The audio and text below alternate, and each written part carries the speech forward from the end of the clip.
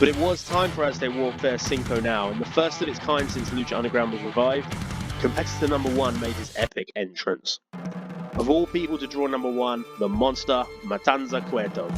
Someone who in previous years could have eliminated all 19 competitors on his own, but today he's weak, having spent potentially years locked down in a cage under the temple. His brother Dario accompanied to the ring, ready to watch him return to his former glory, but then El Jefe the Undertaker's music hit. El Jefe stepped onto the stage, trench coat, hat, and a huge aura. He told Matanza that numbers were drawn at complete random and he did not make it so Matanza and Muertes would be entrants number 1 and 2. However, he's going to do everything in his power to make sure neither of them walk out as the winner of Aztec Warfare Cinco. And that's why he's put a bounty on their heads. Whoever eliminates Matanza and Mil will be automatically placed into the 6-way match next week, where they will begin the road to be crowned the new Lucha Underground Trios champions. And now, entrant number 2.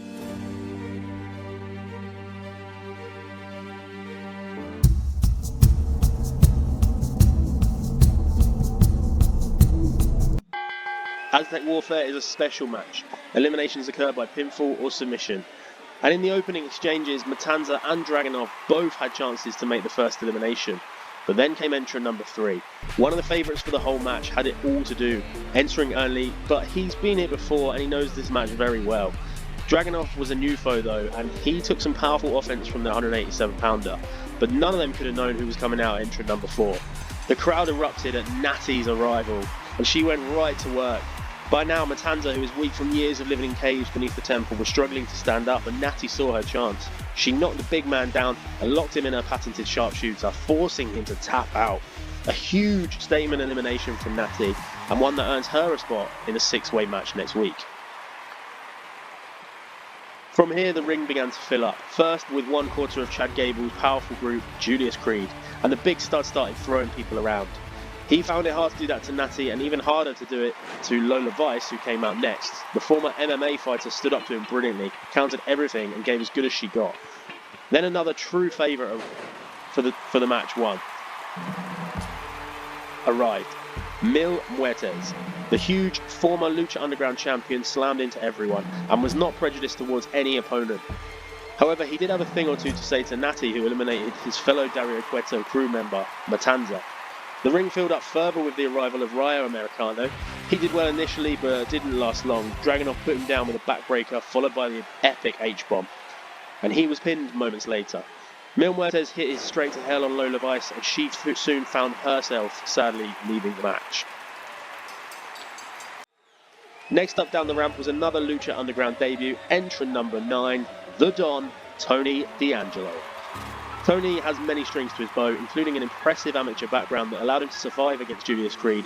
And then came another real player, the Nigerian Prince, Apollo of Lagos. His spinebuster is a devastating move, and after hitting it on Dragunov, Penta and Mil Muertes, he decided to go after Dario Cueto's Man of 1,000 Deaths. He hit a second spinebuster, and then a third, before pinning the monster. The arrival of Brutus Creed filled the ring up again, and Julius loved seeing his brother run out. However, they didn't last long together, as Penta made Julius tap to a cross-arm breaker before Brutus walked onto a Mexican destroyer, and the Creeds were both gone. And then the first massive shock elimination saw Tony D'Angelo hit a spinning back elbow on Nattie of all people, before pinning her with his feet on the ropes. Entrant number 12, the chaotic, fired up and ultra talented Vikingo ran to the ring. He joined the field, and we had 5 brutal warriors fighting it out, with all 5 as potential winners, and still 8 more unknown faces remaining. Tony D'Angelo has had a great showing so far, but his night soon ended when Penta hit his Mexican destroyer and pinned the Don. And speaking of great nights ending, Dragunov was finally put down after a brilliant back and forth with Prince Apollo of Lagos. Apollo hit his devastating spinebuster, and it rattled the ring, and Dragunov was gone. Immediately joining the action and taking everyone down, the tall and powerful El Grande Americano. Rayo was already eliminated, but Bravo was still to come, and El Grande started laying the groundwork for his arrival, clearing the ring and holding the higher ground, until entrant number 14 arrived. Dr. Wagner and El Grande Americano had a brilliant 2-minute brawl, while the others in the match were all down on the outside of the ring. Vikingo then got in and began to help Wagner after working together last week to take out Prince Apollo and Panther Ali. But then we got our next arrival. Bravo Americano, even the odds for El Grande, and the two fan favourite Americanos did some great tag team work. After some back and forth, Vikingo lined El Grande up for a flying knee, and Bravo threw himself in the way, sacrificing himself, and he was soon pinned by Vikingo. El Grande followed the sacrifice up by making Vikingo tap out with an ankle lock, and just when we thought the eliminations were over, Dr. Wagner walked onto a spinebuster from Prince Apollo, and he too was pinned. Penta and Apollo were starting to tire, so the last thing they wanted to see now was Rey Mysterio. Rey chopped everyone down and hit some brilliant high-flying and old-school offense. The fans absolutely loved it, and the announcers asked how he can still do all of this at 51 years old. But he did, and he looked like he was going to eliminate everyone and clear the ring, when entrant number 17 arrived and changed the game yet again. Chad Gable went straight after El Grande Americano, who had taken a beating so far. He hit a German suplex on the masked megastar, who landed on Prince Apollo, and Gable pinned them both. Chad Gable was on fire now. He was soon joined by a somewhat unlikely ally, the cartel king, Santos Escobar.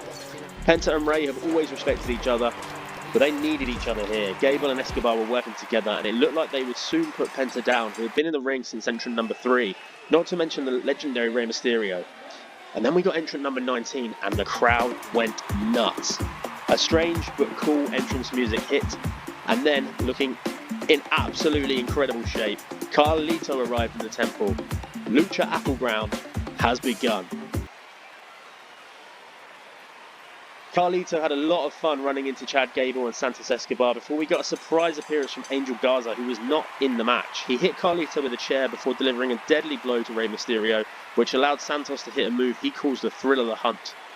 And Rey's night was over.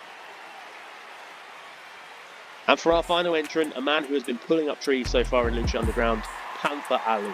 The Chicago native, who many believe is some kind of superhero from a place called Wakanda, hit the ring. Knowing this was not a match you get eliminated by being thrown over the top rope, he was able to head to the top turnbuckle a number of times and fly like nobody else can, before turning to the crowd and delivering the Wakanda Forever salute. He didn't seem to know what it was, but he was interrupted by Carlito, who delivered a lariat and a DDT, before chewing up an apple and spitting it in Panther Ali's face. Something inside Ali snapped, and he unleashed a couple of high kicks before chopping the big Puerto Rican down.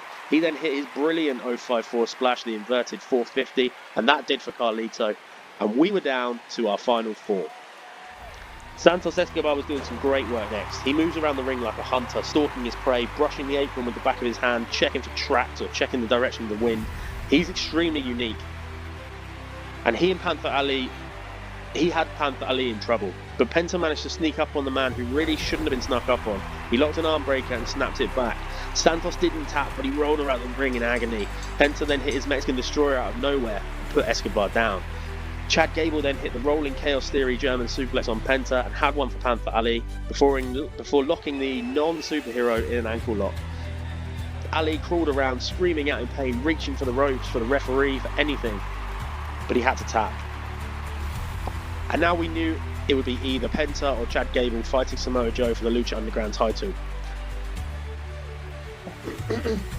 Gable immediately went for an ankle lock on Penta 2, and it worked. He hit the fan favourite and he had him locked in deep, but Penta somehow rolled through and locked Gable in an ankle lock of his own. Gable obviously knows the counter for that move, and the former Olympian rolled through it himself and locked in another ankle lock. But this time Penta twisted out of it and stomped on Gable's shoulder before grabbing it for the arm breaker. He fell back and Gable's shoulder looked like it came out of his socket. Gable screamed but managed to stand up, showing the toughness of the man. Penta kicked him in the gut and flipped him over for the Mexican Destroyer.